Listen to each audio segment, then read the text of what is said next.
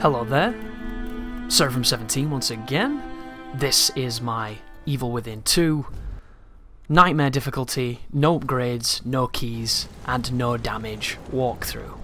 This is chapter 1, it's called Into the Flame, and of course, there's not really much to do in this mission except for the obvious, so I'm going to talk about a few things that are going to be happening in this particular walkthrough. So the first of which is, of course, look at the perspective right now. I am playing this on the PC. It is being played at 1080p at 60 frames per second, and I have changed the FOV, the field of view, from 65, which is pretty much up Sebastian's arse, to 90, which enables me to see a lot more of the game and be 100% more manageable than I normally would do. This is a slider that doesn't exist on console, and it's pretty disappointing because FOV helps in so many ways when it comes to isolating threats and understanding your environment. And the restricted FOV of this game is intentional to make it feel more claustrophobic and to make it feel, more difficult, basically.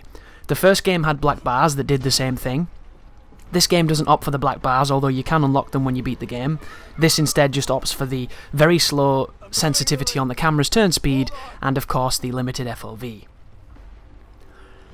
Additionally, this walkthrough will be on Nightmare difficulty, which is technically not the hardest difficulty. The hardest difficulty is still Nightmare for a modifier, but it is limited saves, and I don't really think limited saves is very fun, so I'm doing something to spice this up a little bit.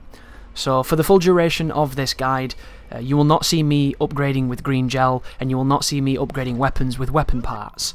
You'll see me crafting, you'll see a variety of other things, but for the most, I will not be partaking in those two helpful additions.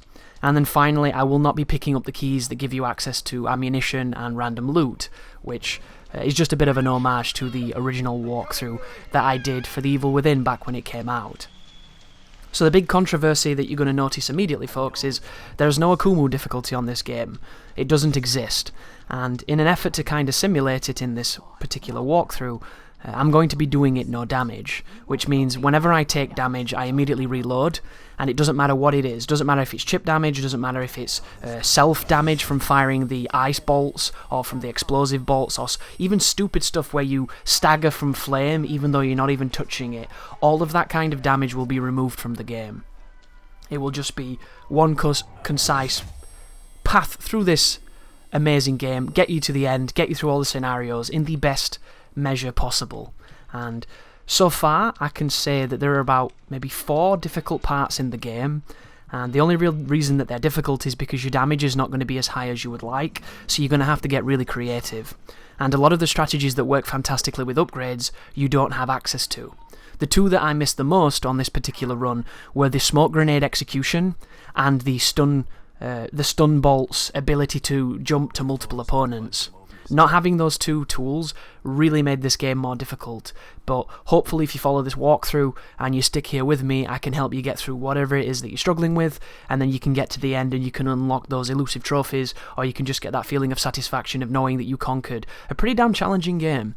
So thank you for watching, welcome to the walkthrough, and you take care now.